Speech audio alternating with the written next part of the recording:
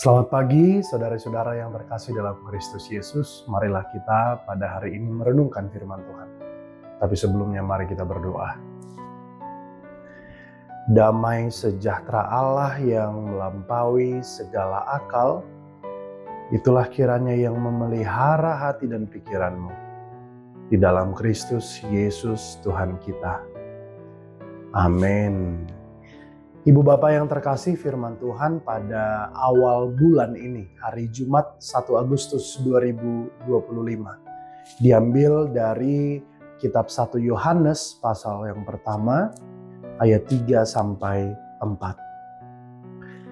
Apa yang telah kami lihat dan yang telah kami dengar itu, kami beritakan kepada kamu juga, supaya kamu pun beroleh persekutuan dengan kami.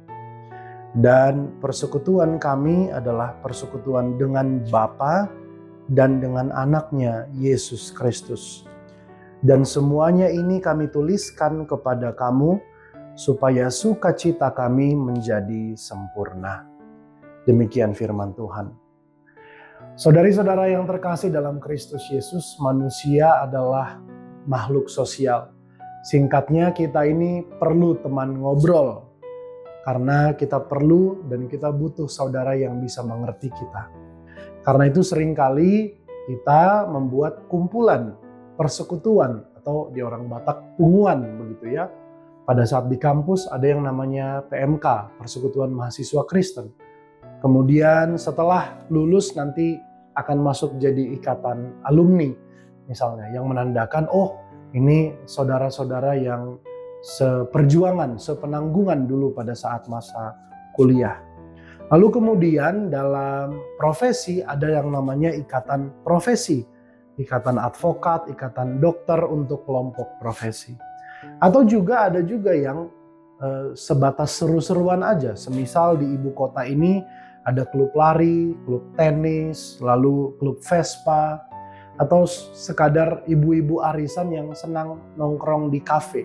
Pada intinya kita butuh teman untuk ngobrol, teman untuk bersosialisasi. Kita lihat orang-orang bersatu karena kesamaan minat, budaya, profesi, atau juga hobi. Ibu Bapak yang terkasih dalam Kristus Yesus, firman hari ini sebaliknya justru menegaskan sebuah fondasi kekristenan. Bahwa persekutuan orang Kristen dari semula bukan dibangun atas ide atau mitos. Bukan juga karena kesamaan minat, budaya, atau preferensi. Tetapi dibangun atas peristiwa historis yang nyata. Ada inkarnasi, kehidupan, kematian, dan kebangkitan Yesus Kristus. Dan itulah Injil itu, itulah kabar sukacita itu. Yang membuat banyak orang mengucap syukur dan mau bersama-sama menjadi percaya pada Kristus yang sama. Melalui bekal ini barulah kita kemudian berangkat kepada aplikasi firman Tuhan. Rasul Yohanes menuliskan suratnya di sini seperti sebuah panggilan pada orang percaya agar menghidupi iman percayanya di dalam persekutuan dengan sesamanya. Sehingga yang pertama yang mesti kita ingat, sebuah aplikasi, yang pertama gak ada iman yang individualistis. Misalnya ada orang yang berkata, kita beribadah lewat YouTube aja lah, toh bisa streaming, toh memuji Tuhan kan bisa di mana aja, toh berdoa bersama atau kepada Tuhan bisa di mana aja. Tentu pertanyaan kemudian adalah di mana persekutuannya kalau begitu?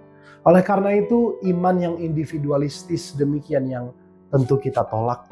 Yang berikutnya, yang kedua adalah gak ada iman yang egois.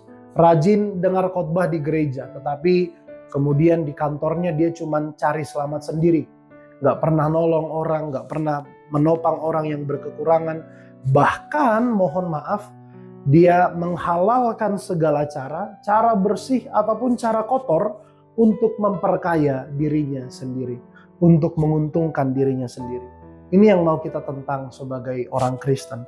Ingatlah ibu bapak, saudari-saudara, orang Kristen atau kekristenan itu berakar pada persekutuan yang hangat dengan sesama orang percaya. Dan juga persekutuan dengan Allah. melalui mendengarkan firman Tuhan, mendengarkan berita Injil, cerita tentang karya pelayanan Tuhan Yesus. Amin, kita berdoa.